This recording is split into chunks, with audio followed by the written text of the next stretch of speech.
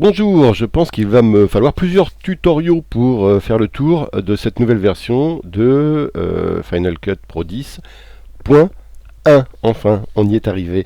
Tout le monde attendait une mise à jour payante, hein, avec plein de choses. C'est une mise à jour avec pas mal de choses, peut-être un peu moins que ce qu'on en attendait, mais qui est gratuite, ce qui change quand même pas mal les choses, vous l'avez constaté.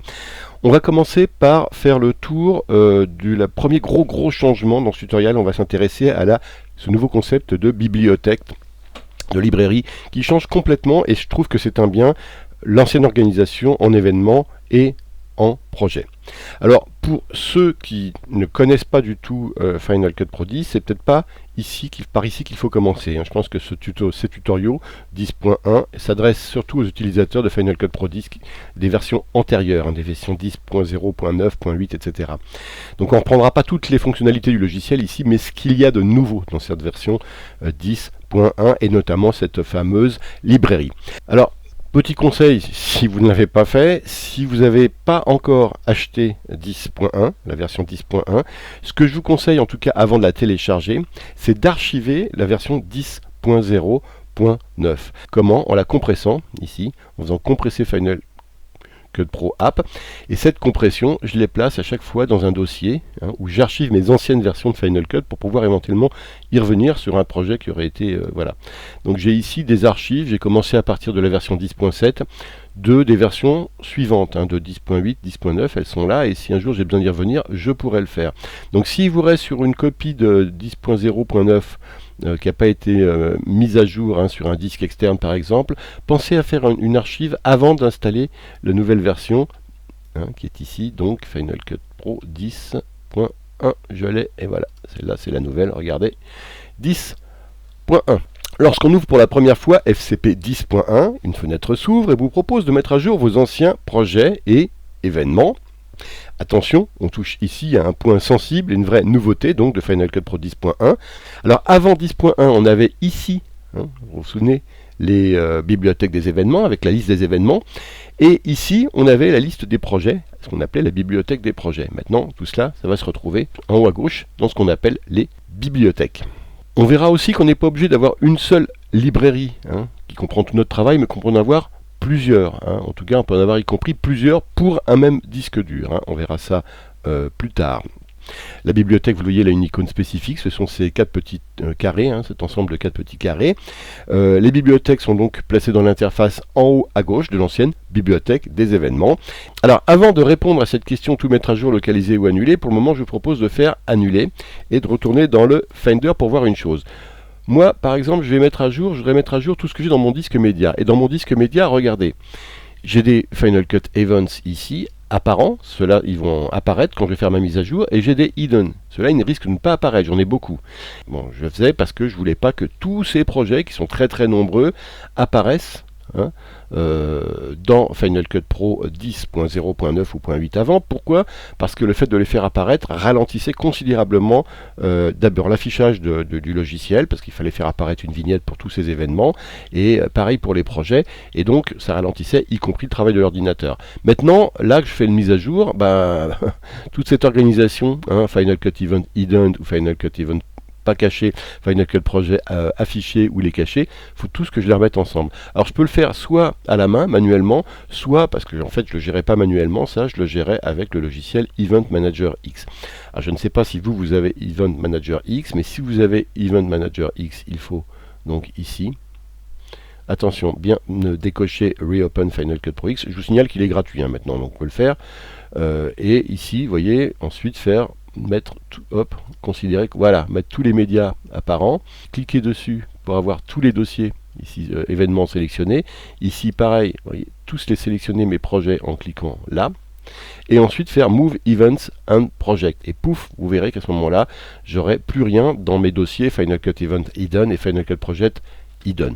Là en l'occurrence je vais le faire manuellement pour ceux qui n'ont pas Event Manager X, donc je fais POM-Q sur Event Manager X, et regardez ici mes événements hidden, il faut que je fasse POMA, ça va en faire beaucoup, et que je les envoie tous dans Final Cut Events. Même chose avec mes projets, ici POMA, et j'envoie tout dans Final Cut Project. Et je me retrouve, donc vous le voyez, avec plus rien dans les hidden. S'il m'en reste un, ouais, il est en double celui-là, bon, on va le laisser tomber, on va l'oublier, c'est pas grave. Donc une fois que j'ai fait tout ça, je reviens dans Final Cut, et là, je vais remettre les projets, voilà, je vais afficher cette fenêtre. Si on choisit de tout mettre à jour, ici, FCP10 va scanner tous les volumes qui sont en ligne, et s'il trouve dans ces volumes des dossiers Event et des dossiers Project, il va créer pour chaque volume un nouveau et unique fichier de bibliothèque par disque. Et le résultat, ce sera une bibliothèque pour chacun des volumes, une organisation qu'on pourra revoir par la suite. Mais au départ et par défaut, voilà ce que va faire Final Cut Pro 10.1. On peut aussi choisir de mettre à jour plus tard. Rien n'est mis à jour, et dans ce cas-là, ça ouvre avec une bibliothèque vide. Et là, je peux commencer à travailler en important des médias, en créant un projet, comme si je n'avais rien. Mais je vais quand même mettre à jour pour vous montrer comment on fait. Un de mes disques externes, celui où il y a le plus de projets, et qui s'appelle le disque média. Pour le moment, je vais me contenter d'en mettre un sur les 3 qui sont pour le moment reliés, vous voyez ici. Donc je vais mettre à jour ce disque-là, média, qui est celui qui comprend le plus de projets. C'est celui qu'on a vu tout à l'heure, Final Cut Events, Final Cut Events Hidden, tout ça. Donc ici, c'est grisé, mais je m'en fous, je choisis mettre à jour. Et hop, regardez, mettre à jour. Alors là, la mise à jour, elle se fait, elle est assez longue, parce que j'ai pas mal de choses, donc je pense qu'on va, hop, faire une petite ellipse temporelle, et se retrouver une fois que ce sera fini. Alors, à la fin, j'ai cet avertissement, j'ai des fichiers de données qui sont manquants. Il va falloir que j'utilise la commande rétablir les liens de fichiers pour reconnecter des liens déconnectés ou réimporter des fichiers en mode bibliothèque. Je m'en doutais parce que j'avais beaucoup de projets avec effectivement le petit triangle jaune qui me prévenait que j'avais des liens qui étaient, des fichiers qui étaient plus présents. Voilà, donc je fais OK. Maintenant, on me propose de placer les anciens projets événements dans la corbeille ou de les enregistrer. Je vais faire enregistrer. Vous verrez que ça ne prend pas plus de place et ça me permettra de revenir sur les anciens projets, de revenir en arrière. Et bon, pour le moment, on est au début de cette nouvelle version. Il faut toujours garder une trace de ce qu'on avait avant pour pouvoir les enregistrer ou les réouvrir avec d'anciennes versions de Final Cut, par exemple. Donc, je clique là-dessus. Tous les projets mis à jour, tous les projets que j'avais mis à jour sont là. Et quand ils étaient classés par collection, vous voyez, par exemple, Amsterdam, j'avais plusieurs projets d'Amsterdam, je retrouve ici mes collections intelligentes mettant la valise de même projet. C'est-à-dire qu'ici, effectivement, tous mes projets Amsterdam sont là, tous mes projets sur le Cameroun sont là, tous mes projets sur Buzzman sont là. Et donc, par contre, dans projet à jour, vous voyez ici, l'ensemble des projets que j'avais dans ma valise Final Cut Projet. Donc, je ferme ici.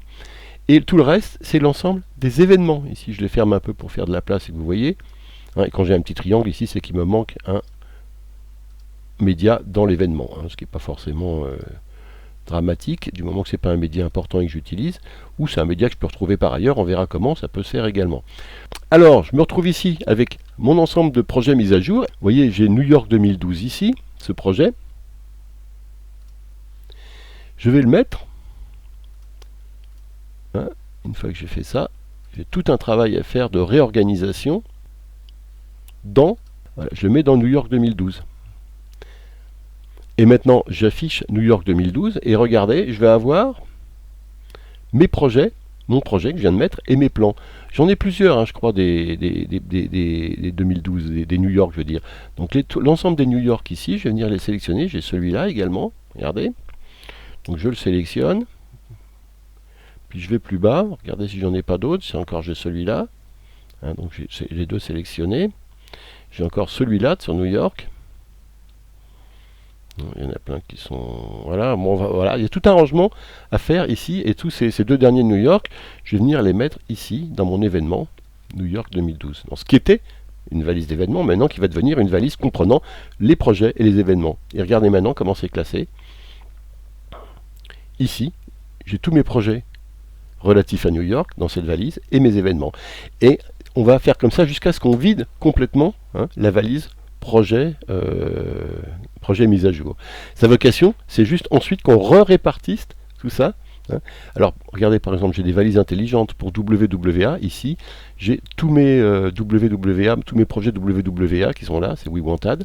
Donc ceux-là, carrément, hop, une fois que j'ai cette valise ici, vous voyez, je vais la mettre dans WWA ici. Donc je sélectionne tout ça et je viens les mettre dans WWA. Hop, et maintenant, oui, dans WWA, ici, j'ai d'abord mes projets et ensuite mes plans, mes rushs ici. Ça, c'est la nouvelle organisation. Désormais, Je ferme ici. Il y a un petit travail de rangement à faire au départ. Hein, à faire avec tous les projets. Hein. Alors, les Amsterdam maintenant, vous voyez, tous les Amsterdam ici. Amsterdam ici, c'est hop. C'est encore mieux parce qu'ici, en plus, j'ai plusieurs projets Amsterdam, donc je vais aussi tout ranger. Donc je vais les prendre tous les trois, les Amsterdam ici. Et je vais faire fichier, fusionner l'événement. Il s'appelle Amsterdam Illusdrift, mais en fait le vrai nom ça va être, je vais le changer, c'est Amsterdam. Et mes projets, ici il faut que je fasse pas mal, je les sélectionne, je viens les mettre dans mon petite valise Amsterdam ici. Pas la peine de l'ouvrir, je ferme, c'est pas la peine, simplement je l'ouvre comme ça. Et vous voyez qu'ici j'ai tous mes rushs. Et si je remonte en haut, vous voyez que j'ai mes projets, tous mes projets, et ensuite tous mes plans. Hein. Voilà comment on fait de la gestion de projet. Je ne vais pas tout mettre ici sous vos yeux parce que ce serait fastidieux, j'en ai énormément, j'ai un travail de rangement à faire. C'est déjà pas mal pour aujourd'hui, je reviendrai de toute façon sur la gestion des médias maintenant dans Final Cut Pro. Dans le prochain tutoriel, on s'attaquera aux nouveautés en termes de montage. A bientôt, merci.